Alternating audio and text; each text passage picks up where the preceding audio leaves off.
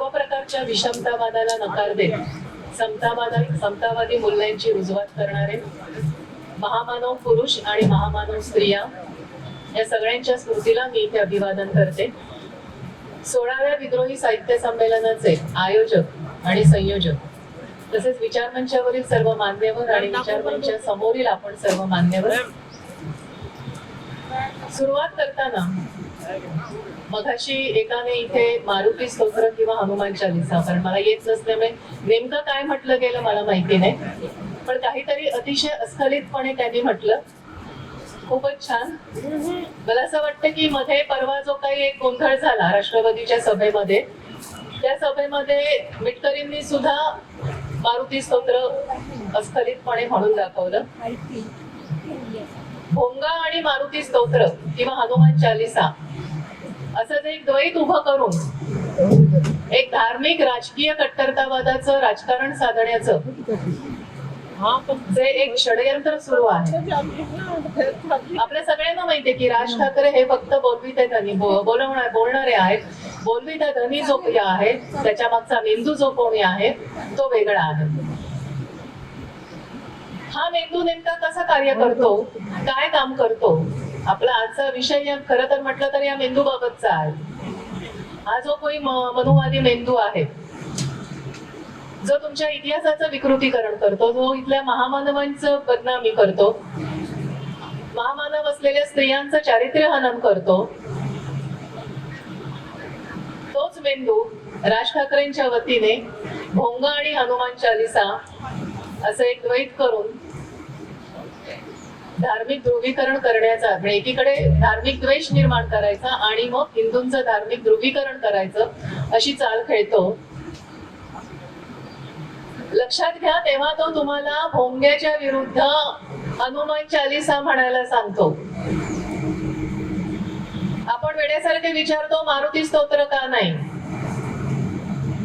हनुमान चालीसा म्हणजे परप्रांतीय का, असे काही खोचक सवाल सोशल मीडियावरून समाज माध्यमांवरून व्यक्त झाले. आणि मग मारुती स्तोत्र काहींनी म्हणून दाखवलं, काहींनी हनुमान चालीसा म्हणून दाखवली. प्रश्न असा विचारायला हवा होता, हनुमान चालीसा का, वेदमंत्र का नाही? कारण वेदमंत्र म्हणण्याची ब्राह्मण वगळता आणखीन कोणाला परवानगीच नाही. तुम्हाला ते म्हणायचेच नाहीये, तुम्हाला त्याची त्यांनी परवानगीच दिलेली नाहीये.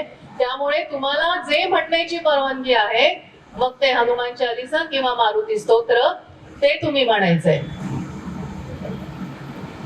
वेदमंत्र म्हणायला तुम्हाला परवानगी नाही, कारण तुम्ही शूद्र आहात आणि कलियुगात क्षत्रिय आणि वैश्य वर्णांचाही लोप झालाय. ब्राह्मण आणि शूद्र असे दोनच वर्ण शिल्लक आहेत अशी मनुवाद्यांची मांडणी आहे. त्यामुळे जे तुम्हाला म्हणायची परवानगी नाही ते तुम्हाला सांगितलेलंच नाहीये. म्हणजेच तुमचं शूद्रत्व धर्मव्यवस्थेतलं, इथल्या जात वर्ण व्यवस्थेतलं तुमचं शूद्रत्व पुन्हा एकदा या हनुमान चालीसेच्या निमित्ताने अधोरेखित केलेलं आहे. वेदमंत्र म्हणाल तर कानात तप्त शिसाचा रास ओतला जाईल अशा शिक्षा आहेत. शंभुकाचं काय झालं आपल्याला माहित आहे. खुद्द छत्रपती शिवरायांचा सुद्धा राज्याभिषेक करायला इथल्या ब्राह्मणी धर्माने नकार दिलेला होता. त्यांना शूद्र ठरवून शूद्राला राजेपणाचा अधिकार नाही असं सांगून, आणि म्हणूनच महाराजांना गागाभट्टांना काशीहून बोलवायला लागलेलं होतं. छत्रपती शाहूंना सुद्धा वेदोक्त संस्कार नाकारले होते आणि पुराणोक्त संस्कार करू असं सांगितलेलं होतं. त्याच्यावरून वेदोक्त आणि पुराणोक्त हा वाद झालेला होता.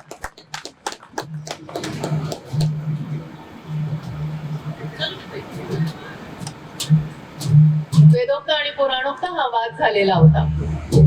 मी अशासाठी इथे सुरुवातीलाच सांगितलं की नेमकं काय पद्धतीने हे षडयंत्र रचलं जातं. म्हणजे बघा, गोष्ट किती छोटीशी आहे.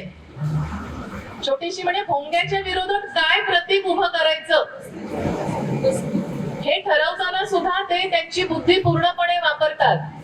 ते इथल्या बहुजनांना जे मुखोद्गत आहे ते म्हणायला सांगतात. कारण रस्त्यावर जाऊन डोकी फोडण्याचं काम बहुजनांनीच त्यांच्या लेखी करायचंय. त्यांची वेदमंत्र म्हणण्याचा अधिकार असलेली त्यांची मुलं रस्त्यावर जाणार नाहीयेत, ते कुठेही मशिदी समोर जाणार नाहीयेत, ते कुठेही दगड हातात घेणार नाहीयेत, ते कुठेही रस्त्यावर उतरणार नाहीयेत. रस्त्यावर तुम्ही ज्यांना परंपरेने हनुमान चालीसा, मारुती स्तोत्र एवढंच म्हणण्याचा अधिकार दिलाय, तत्सम गोष्टी वेदमंत्रांचा नाही, हे इथे लक्षात घ्या पूर्णपणे. कारण आपल्याला पुढे जी मांडणी करायची आहे, मी जी करेन किंवा माझ्या सहजे वक्ते आहेत ते सुद्धा, कारण शेवटी विषय हा जो आहे त्या चौकटीत अनेक मुद्दे आहेत, प्रत्येक जण आपापले मुद्दे मांडेल. काही मुद्दे हे सामायिक सुद्धा असतील, एक काय मुद्दे सामायिक येतील त्याचा आधीच विचार करून मी ते थोडेसे बाजूला ठेवलेले आहेत. पण आपल्याला हे लक्षात घ्यायला हवं की छोट्या छोट्या गोष्टींमध्ये सुद्धा विषमतावादी प्रवृत्ती काय पद्धतीने विचार करते. जेव्हा भोंगा आणि हनुमान चालीसा येतं, आपण एक म्हणू की ते राजकीय कट्टरतावादाचा एक परिभाषा समोर येते. हिंदुत्व हा शब्द मला इथे वापरू नये असं वाटतं, कारण या शब्दातून एक आणखीन काही जे काही राजकारण साधलं जात आहे त्याविषयीची चर्चा कधी वेगळ्या ह्याच्यावर करायला पाहिजे. कट्टरतावाद जो आहे, जो ब्राह्मणी वर्चस्वाचा जो कट्टरतावाद आहे किंवा ब्राह्मणी वर्चस्वावर आधारित जी नीतिमूल्य आहेत आणि त्याच्यावर आधारित जी विषमतावादी जात व्यवस्था आहे, ज्याला मी ब्राह्मणी पितृसत्ता म्हणतो. आज तुम्ही ब्राह्मणी पितृसत्ता असं म्हणायला गेलात तरी सुद्धा केवळ उजव्या विचारधाराचे नाही तर पुरोगामी मंडळींमधले सुद्धा काही उलट्या बाजूने अंगावर येतात की तुम्ही जातीयवादी बोलता म्हणून. कोंडी अनेक बाजूनी केली जाते. पुरोगामी म्हणून मिरवणाऱ्या ब्राह्मणांना सुद्धा ब्राह्मणी पितृसत्ता यासारखे शब्द वापरले, ब्राह्मणी वर्चस्व असे शब्द वापरले, ब्राह्मणशाही असे शब्द वापरले तर ते जातीयवादी वाटतायत. तुम्ही जातीयवादी बोलता असा आरोप केला जातो. म्हणून पुन्हा पुन्हा स्पष्ट करावं लागतं की ब्राह्मणी वर्चस्वाच्या नीतिमूल्यांवर आधारलेली, उतरंडीवर आधारलेली विषमतावादी जात व्यवस्था केवळ जात व्यवस्था म्हणून सुद्धा भागत नाही. तिचं स्वरूप काय आहे ते स्पष्ट करावं लागतं. ही अशी जात व्यवस्था जेव्हा रुजते, ही अशी जात व्यवस्था जेव्हा काम करते आणि त्यामधलं जेव्हा ब्राह्मणी वर्चस्व कायम ठेवायचं असतं आणि शतकानुशतक इथल्या शूद्र अतिशूद्रांना आपलं ताबेदार बनवायचं असतं, त्यावेळेला वेगवेगळी जी शस्त्र वापरली जातात, जसं आता तुम्ही बघितलं हनुमान चालीसा वेदमंत्र नाही, त्याच्यामध्ये एक पद्धत, एक प्रकार, एक मार्ग हा बहुजनांची जी लोकोत्तर पुरुष असतील, त्यातल्या स्त्रिया असतील, आपण ज्यांना महामानव म्हणतो, त्यांची वेगवेगळ्या प्रकारे बदनामी करणं, एकीकडे त्यांचं अपहरण करून आपल्या कार्यासाठी त्यांचा वापर करणं, उदाहरणार्थ गोब्राह्मण प्रतिपादक किंवा रामदास हे त्यांचे गुरु, तेही होत नाही तेव्हा मग दुसऱ्या बाजूने कुजबुज मोहीम राबवून चारित्र्य हनन करणं, उदाहरणार्थ जेम्स लेन प्रकरण, या गोष्टी होताना दिसतात. एक लक्षात घ्या, आपण जे महामानव म्हणतोय, विषयामध्ये सुद्धा महामानव हा शब्द प्रयोग करण्यात आलाय. हे कुठेतरी आम्ही भावनेच्या भरामध्ये, भावनेच्या अतिरेकामध्ये म्हणतोय का? माझं असं उत्तर आहे नाही. आम्ही जेव्हा महामानव हा शब्द वापरतो, मध्ये फुले असतील, आंबेडकर असतील, पेरियार असतील किंवा शिवछत्रपती असतील, विचारपूर्वक वापरतो. 1677 मध्ये डच व्यापाऱ्यांसोबत झालेल्या व्यापारी करारामध्ये, म्हणजे डच व्यापाऱ्यांनी महाराजांकडे व्यापारासाठी परवानगी मागितली, ती परवानगी देताना महाराज सांगतात की माझ्या मुलकात पुरुष आणि स्त्रियांची गुलाम म्हणून खरेदी विक्री होणार नाही.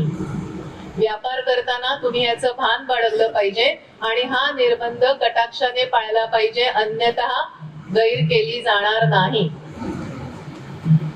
पहा, ज्या काळामध्ये केवळ देशात नाही तर परदेशात जागतिक पातळीवर स्त्री पुरुषांची गुलाम म्हणून खरेदी विक्री करणं हा एक सर्वमान्य व्यवहार होता.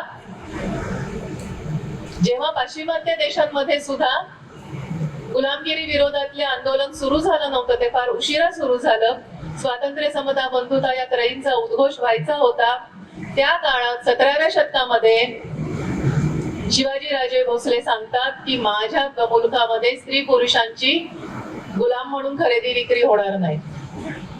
महामानव जो असतो तो संपूर्ण तळागाळातल्या माणसांना एकत्र घेत त्यांचं मानव म्हणून असलेलं मूल्य जपणारा असतो. त्या मानवी हक्कांची परिभाषा पण खूप नंतर आली, पण शिवाजी महाराज त्या काळातच आपल्या रयतेचे मानवी हक्क आपल्याला जपताना दिसतात. हा असा महामानव, याला बदनाम करणं किंवा याची आपण असं म्हणू की अपहरण जे काही केलं गेलं हे वेगवेगळ्या पद्धतीने केलं गेलं. त्याच्या आधी आणखीन एक मुद्दा इथे स्पष्ट करायला हवा की इथला जो बहुजन आहे का केलं जातं, महामानवांची बदनामी का केली जाते, अपहरण का केलं जातं, कारण कुठेतरी जसं मगाशी मला वाटतं आमच्या संगीता ठोसर आणि जो महिलांच्या ह्याच्यात हिंसेचा जो हे झाला त्याच्यामध्ये एक मांडणी करताना त्यांनी सांगितलं अतिशय महत्वाचं विधान आहे की वेगवेगळ्या पद्धतीच्या हिंसा करून खच्चीकरण केलं जातं. महामानवांची बदनामी हा इथल्या बहुजनांच्या खच्चीकरणाचा एक माध्यम म्हणून कायम वापरलं गेलंय. ज्या बहुजनांना तुम्ही शूद्र अतिशूद्र लेखलं इथल्या जात व्यवस्थेने, वेदाध्ययनापासून सगळे अधिकार अगदी धन बाळगण्याचे अधिकार हे केले. तुम्ही मनुस्मृती सारखे वेगवेगळे ग्रंथ एकदा जरूर वाचा. काय काय पद्धतीने शूद्र अतिशूद्रांना अधिकार नाकारलेले आहेत, स्त्रियांना अधिकार नाकारलेले आहेत आणि त्यांची अवहेलनापूर्वक त्यांचे उल्लेख केलेले आहेत. ते एकदा आपण वाचले तर लक्षात येतं की इथला जो बहुजन समाज आहे, जो पूर्वाश्रमीचा शूद्र अतिशूद्र आहे, या बहुजन समाजाने आधुनिक काळामध्ये आपल्या अस्मितांची बांधणी किंवा आपल्या समाजात जे लोकोत्तर पुरुष जन्माला आले त्यांच्या भोवती आपल्या अस्मितांची बांधणी केली आणि कुठेतरी स्वतःला एक स्वतःचा सांस्कृतिक आणि सामाजिक संचित जे आपण म्हणतो तो शोधण्याचा प्रयत्न केला किंवा त्याच्या बळावर एक ताठ मानेने उभं राहण्याचा प्रयत्न केला.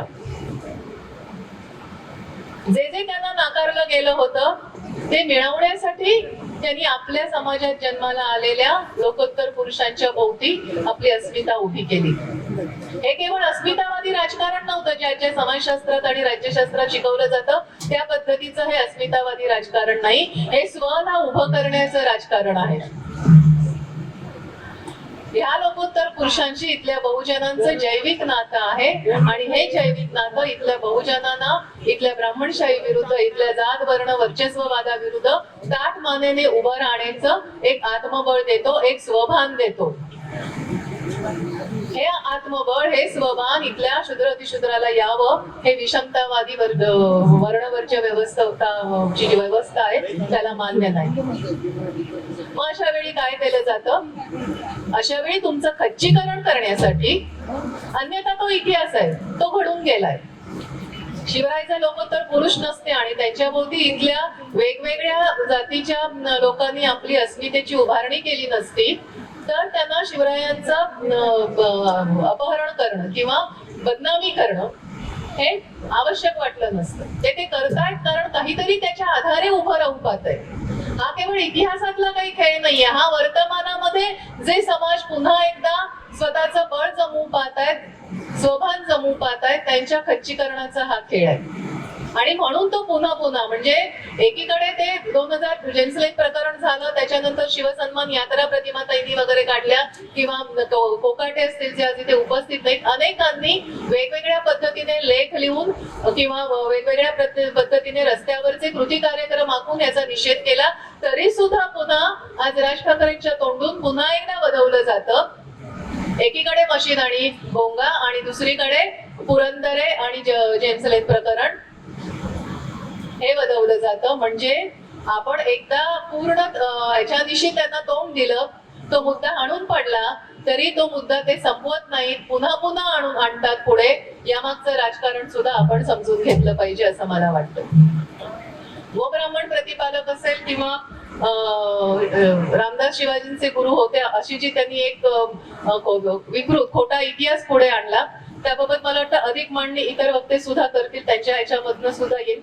मी फक्त एक दोन मुद्दे मांडते आणि मी जिजाऊंच्या चारित्र्य हननाच्या मुद्द्याकडे पुढे जाते. आनंद घोरपडेंसारख्या, शेजवलकरांसारख्या, रियासतकारांसारख्या इतिहासकारांनी मांडणी केलेली आहे. त्याच्यामधून आपल्याला हे दिसून येतं की शिवरायांची पहिली राजमुद्रा असलेलं जे पत्र पहिलं प्रसिद्ध आहे ते 1646 मधलं आहे आणि रामदासी पंथाची स्थापना ही 1649 मधली आहे. म्हणजे ज्याला अलीकडच्या भाषेत आपण क्रोनॉलॉजी म्हणतो, कालानुक्रम म्हणतो, तो कालानुक्रम जर लावला तर शिवरायांची राजमुद्रा तयार झालेली होती. म्हणजे राज्य उभारणीच्या कामाला सुरुवात होऊन एक मध्य ह्याच्यावर ते आलेले होते आणि त्यावेळेला रामदासी पंथाचा उगम झालेला आहे. त्यामुळे ही जे काही गुरु होते आणि त्यांच्या प्रेरणेने शिवरायांनी आपलं स्वराज्य स्थापन करण्याची प्रेरणा त्यांच्याकडून घेतली, ही जी काही थाप मारलेली आहे त्यातलं असत्य हे अगदी सहजपणे उघड होतं. गोब्राह्मण प्रतिपालकामध्ये सुद्धा असं की कुठेही शिवरायांच्या पत्रांमध्ये कुठेही स्वतःचा उल्लेख त्यांनी गोब्राह्मण प्रतिपालक म्हणून केलेला नाही. त्यांना इतर ज्या राजवटी होत्या त्यांनी जी काही पत्र पाठवलेली आहेत त्यांचा अभ्यास केल्यावर सुद्धा कुठेही त्यांचा उल्लेख गोब्राह्मण प्रतिपालक असा नाही. पण ग्रँडअपने जे एक पत्र पुढे आणले की त्याच्यामध्ये गायी, स्त्रिया आणि रयत यांना काही हे करू नये, ह्यांना इजा करू नये अशा आशयाचं पत्र फक्त आपल्याला सापडतं. त्याच्यामधलं रयत आणि स्त्रिया यांनी वगळलेलं आहे आणि तिथे ब्राह्मण शब्द घुसडलेला आहे आणि महाराजांना गो ब्राह्मण प्रतिपालक केलेलं आहे. हे पुन्हा असंच केलं का? तर नाही. आजही हे गो ब्राह्मण प्रतिपालक होते असं म्हणण्यामागचं राजकारण असं जर तुम्ही आजही पाहाल, कोणतेही पक्ष असू देत, वेगवेगळे पक्ष असू देत, त्यांच्याकडे सगळ्यांकडे विचारवंत म्हणून, सल्लागार म्हणून ब्राह्मण बाळगलेले असतात.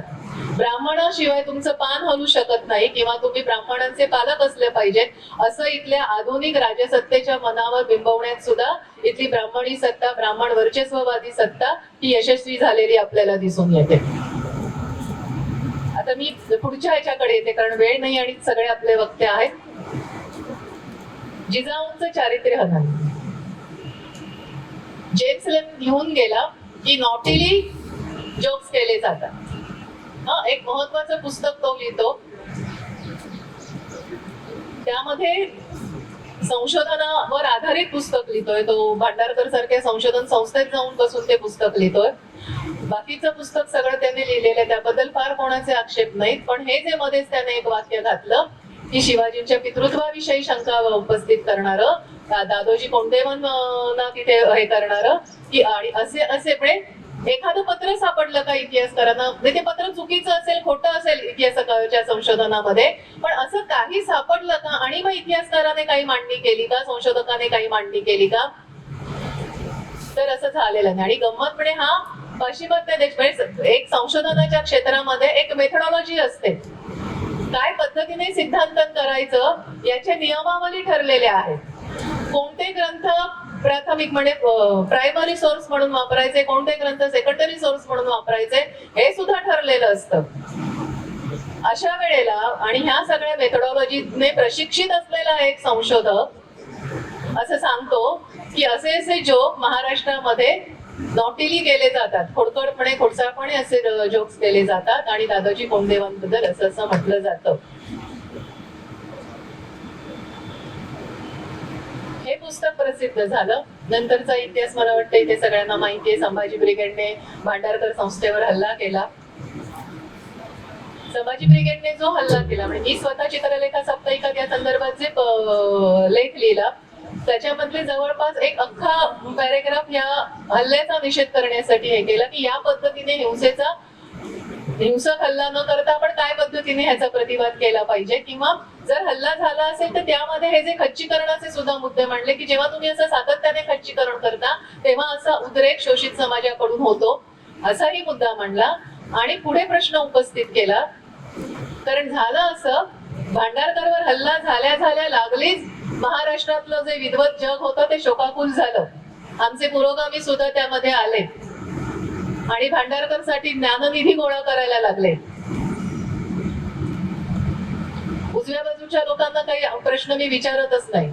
मी तेव्हाही आणि आताही इथल्या पुरोगामी विचारवंतांना प्रश्न विचारते. जो काही भांडारकरवर हल्ला झाला म्हणून जे काही तुम्ही शोकाकुल झालेले होतात, जो काही ज्ञाननिधी जमवला गेला, त्यांच्यापैकी किती जणांनी जिजाबाईंचं चारित्र्य हनन का झालं हा प्रश्न उपस्थित केला, त्यामागचं राजकारण मांडलं त्यामागचं सांस्कृतिक वर्चस्ववादाचं राजकारण मांडलं आणि एका बहुजन स्त्रीचा या पद्धतीने राजमाता असलेल्या जिने स्वराज्याचं स्वप्न शिवरायांच्या डोळ्यामध्ये पेरलं आणि त्या स्वराज्याच्या उभारणीत जिने सक्रिय सहभाग घेतला याचे सुद्धा पुरावे इतिहासाच्या याच्यामध्ये आहेत की स्वतः जेव्हा शिवाजीराजे आग्र्याला गेले होते त्यावेळेस सुद्धा इथला सगळा कारभार ते जिजाबाईंकडे सोपवून गेलेले होते किंवा अगदी प्राथमिक टप्प्यात जेव्हा त्या पुणे जहागिरी सांभाळत होत्या त्यावेळेला सुद्धा दादोजी कोंडदेवांच्या विरोधात आलेल्या तक्रारींची सुनावणी सुद्धा त्यांनी केलेली आहे. त्यांचे निर्णय बदललेले आहेत. म्हणजे एक बहुजन याच्यातली स्त्री जी सक्रिय होती राजकारणामध्ये तिचं चारित्र्य हनन तुम्ही या पद्धतीने करा. म्हणजे बहुजन समाजातले जे लोकोत्तर पुरुष आहेत त्यांचं एकतर गोब्राह्मण प्रतिपालक म्हणून अपहरण करायचं आणि दुसऱ्या बाजूला त्यांचं गुरुत्व आणि पितृत्व या दोन्ही गोष्टी आमच्याचकडे आहेत असा लोकोत्तर पुरुष हा तुमच्यामध्ये जन्माला येणं शक्य नाही, तो आमच्याच बीजाचा आहे असं कुठेतरी मांडणं कुजबुज मोहिमेच्या माध्यमातून हे केलं गेलं. अन्यथा हे विधान आलं कुठून? एक महत्वाचा संशोधक जोक्स म्हणतो त्याच्या ह्याच्यामध्ये कोणी सांगितले हाच प्रश्न इथल्या उर्वरित महाराष्ट्राने विचारलेला होता आणि या संदर्भात आनंद घोरपडेंनी शिवाजींचे गुरु रामदास होते या पद्धतीचा एक शोध निबंध मॉरिशस मधल्या एका मुलाने लिहिला आणि तेव्हा ते जेव्हा स्वतः मॉरिशस मध्ये गेले होते आणि त्यांना जेव्हा ते मराठा जर्नल काढलेले दिसलं आणि त्याच्यामध्ये हा निबंध दिसला त्या मुलाचा तेव्हा त्यांनी त्याला विचारलं की तुला कोणी सांगितलं? तेव्हा तो म्हणाला मी महाराष्ट्रात शिकायला होतो त्यावेळेला मी सगळीकडे हेच ऐकलेलं आहे, तुमच्या शालेय पुस्तकांमध्ये सुद्धा आहे, त्यामुळे मी त्या पद्धतीने लिहिलं. म्हणजे आपण आधी अभ्यासकांना सांगायचं आणि त्यांनी लिहिलं की ते लिखित जे आहे लिखित पुस्तक ते पुरावा म्हणून द्यायचं. ही जी चाल आहे ही जी व्यूहरचना आहे ही वेगवेगळ्या बाबतींमध्ये कायम केली गेलेली आहे. तसंच आपण काहीतरी त्या जेम्स लेनच्या कानात कुजबुजायचं आणि मग त्याने लिहिल्यावर नंतर पुरावा म्हणून हे पहा या अभ्यासकाने लिहिलंय असं म्हणायचं. फक्त ह्या वेळेला ही जी काही खेळी आहे ती जो प्रक्षोभ उमटला त्याच्यामधनं ती यशस्वी नाही झाली. पण जरी यशस्वी नाही झाली तरी हे लोक कसे जातीयवादी आहेत, हे लोक कसे हिंसक आहेत, हिंसाचारी आहेत, हे ज्ञान संस्थांवर हल्ला करणारे आहेत असं एक चित्र इथल्या बहुजनांचं उभारण्यामध्ये इथली ब्राह्मणी व्यवस्था यशस्वी झाली आणि त्याला दोन्हीकडच्या लोकांनी हातभार लावलेला आहे. आपल्याला इथे एक विचार करायला हवा की हे असं जिजाबाईंचं चारित्र्य हनन जे काय आहे या पद्धतीचं एक मी सांगितलं की खच्चीकरण करायचंय किंवा तुमची ती क्षमताच नाही किंवा तुमच्या ह्याचं असूच शकत नाही हे द्यायचं. पण दुसऱ्या बाजूने आपण जेव्हा आणखीन नीट विचार करतो तेव्हा असं लक्षात येतं की ही जी काही ब्राह्मणी पितृव्यवस्था आहे ही मुळातच स्त्रियांच्या चारित्र्य हननावर स्त्रियांच्या देहाच्या आधारे जे लैंगिकतेचं राजकारण केलं गेलं त्यावर उभी आहे. त्यांनी अनुलोम प्रतिलोमाची म्हणजे जात व्यवस्था विषमतावादी उतरंडीवर उभारल्यानंतर ती कायम राहावी यासाठी त्यांनी त्यांच्या स्मृती ग्रंथांमध्ये अनुलोम प्रतिलोमाची चलाखी केलेली आहे, मांडणी केलेली आहे. इथल्या काही जणांना जे अभ्यासक आहेत कार्यकर्ते आहेत त्यांना माहिती असेल पण ज्यांना माहिती नाही त्यांच्यासाठी मी सांगते की अनुलोम विवाह, अनुलोम म्हणजे आपल्या केसा अंगावरची जी लव असते ती वरून खालच्या दिशेने असते म्हणजेच ती योग्य असते. म्हणजे मान्यता प्राप्त जे काही आंतरजातीय विवाह होते म्हणजे जात व्यवस्था असल्यावर सुद्धा काही प्रमाणात तरी आंतरजातीय विवाह किंवा जातबाह्य विवाह होणार हे माहिती होतं. त्यामुळे अनुलोम विवाहाची चलाखी केली की अनुलोम विवाह म्हणजे काय तर वरच्या जातीचा पुरुष आणि खालच्या जातीची स्त्री यांचा विवाह हा अनुलोम विवाह आणि त्याला मान्यता देण्यात आली. म्हणजे ब्राह्मण पुरुषाने ब्राह्मण क्षत्रिय वैश्य शूद्र अशा चारी वर्णांच्या स्त्रियांशी लग्न केली तर ती अनुलोम विवाह किंवा संबंध ठेवले तर ते अनुलोम विवाह, ते अनुलोम संबंध म्हणजे मान्यता प्राप्त. क्षत्रियाने त्याच्या खालच्या म्हणजे वैश्य आणि शूद्र अतिशूद्र, वैश्याने त्याच्या खालच्या म्हणजे शूद्र, शूद्राला मात्र काहीच नाही. हे अनुलोम सांगताना त्यांनी प्रतिलोम सांगितला म्हणजे जे लव वरच्या बाजूने असणे म्हणजे जे विवाह अजिबात मान्य नाहीत ते प्रतिलोम विवाह. प्रतिलोम विवाह कोणते, तर वरच्या जातीची स्त्री आणि खालच्या जातीचा पुरुष हे प्रतिलोम विवाह.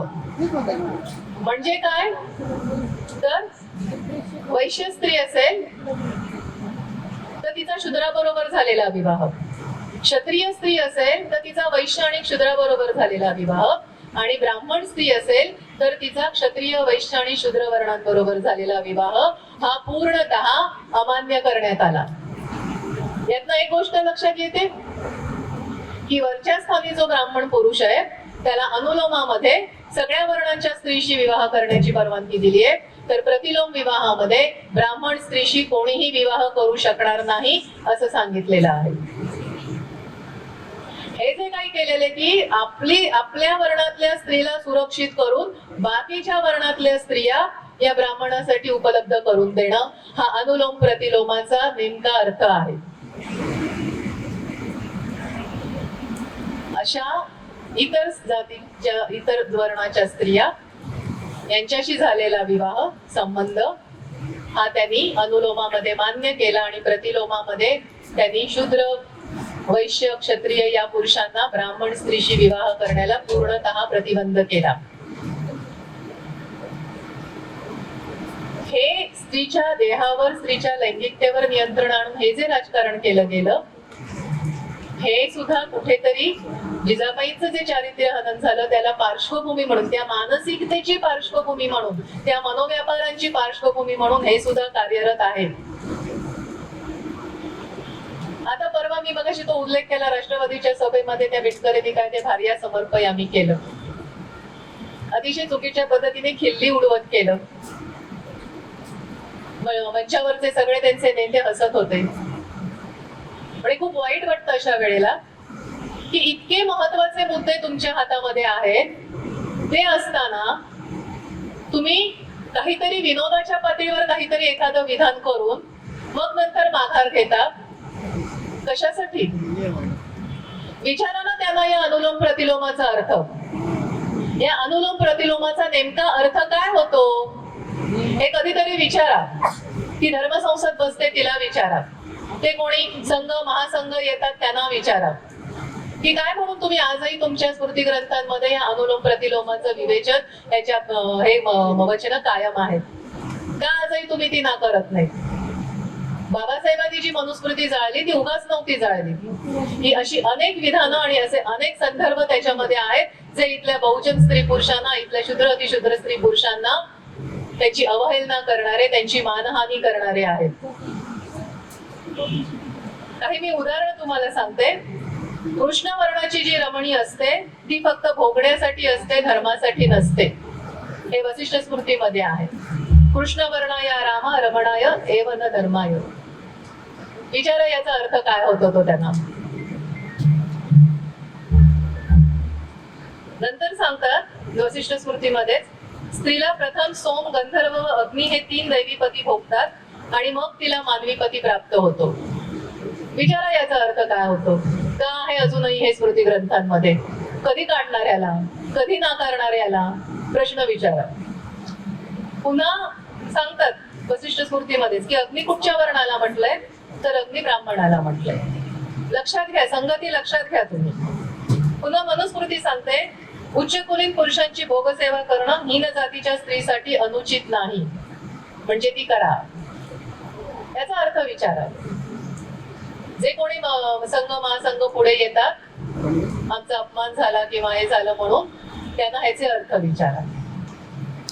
ज्या वाक्य ज्याच्यामध्ये नाही आहेत असं काहीतरी म्हणून खिल्ली उडवण्यासाठी, सभा जिंकण्यासाठी हसू नका, कारण ही हसण्याची विनोद करण्याची वेळ नाहीये, ती निघून गेली आहे. इथे उघड उघड संघर्षाला तोंड फुटलंय. तुमच्यातल्या 4 विचारवंतांच्या हत्या झाल्यात, अनेक जण तुरुंगात गेलेले आहेत, अनेक लेखकांना बोलायचं की नाही बोलायचं याची भीती आहे. आपले अध्यक्ष जे आहेत ते पोलिसांच्या प्रोटेक्शन मध्ये इथं बसलेले आहेत.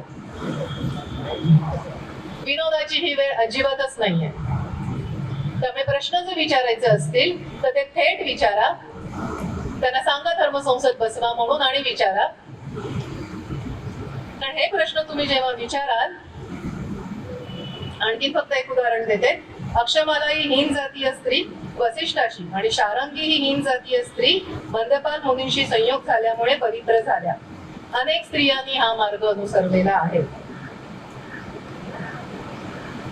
आपल्या लक्षात येईल की जिजाबाईंच्या चारित्र्य हननामागे नेमका काय पद्धतीचा मेंदू, नेमकी काय पद्धतीची विचारसरणी कार्यरत होती. कारण आपण हे प्रश्न कधी विचारलेच नाहीये. त्यामुळे बिनभोगटपणे त्यांचं काम सुरू राहिलंय आणि पुन्हा पुन्हा वेगवेगळ्या मंचांवरून मग कधी बाबासाहेब पुरंदरेंना पुढे आणलं जातं तर कधी आणखीन कोणाला पुढे आणलं जातं आणि हे विषय काढले जात आहेत. हा जो काही विषमतावादी जात व्यवस्थेचा ब्राह्मणी नीतिमूल्यांवर आधारलेल्या हे पूर्णतः एक षडयंत्र व्यवस्थितपणे शतकानुशतक आखलेलं आहे. शतकानुशतक हे खच्चीकरण सुरू आहे. त्यामुळे या खच्चीकरणाला आपण काय पद्धतीने आज तोंड देणार आहोत, आपल्या कृती कार्यक्रम काय असणार आहे, आपण कधीतरी त्या धर्मव्यवस्थेच्या धर्मसंसदेच्या समोर प्रश्न लावून जर तुम्ही स्वतःला हिंदू धर्माचे अनुयायी म्हणवत असाल, हिंदू धर्मात जन्म झालेले म्हणून म्हणवत असाल तर तुम्हाला कधीतरी या सगळ्या स्मृती ग्रंथांमध्ये जे काही लिहून ठेवलेलं आहे ते कधीतरी त्या धर्मसंसदेच्या समोर उभं राहून विचारावं लागेल, त्याचा जाब मागावा लागेल. केवळ एकेका व्यक्तीचं जे काही चारित्र्य हनन झालेलं आहे त्याच्याबद्दल बोलून चालणार नाही. त्याच्याबद्दल तर बोललंच पाहिजे, पण त्याच्या मागचा जो काही विचारव्यूह आहे, सनातनी विचारव्यूह आहे, त्याच्याबद्दल सुद्धा आपल्याला बोलायला हवं. हे सांगून मी थांबते. धन्यवाद.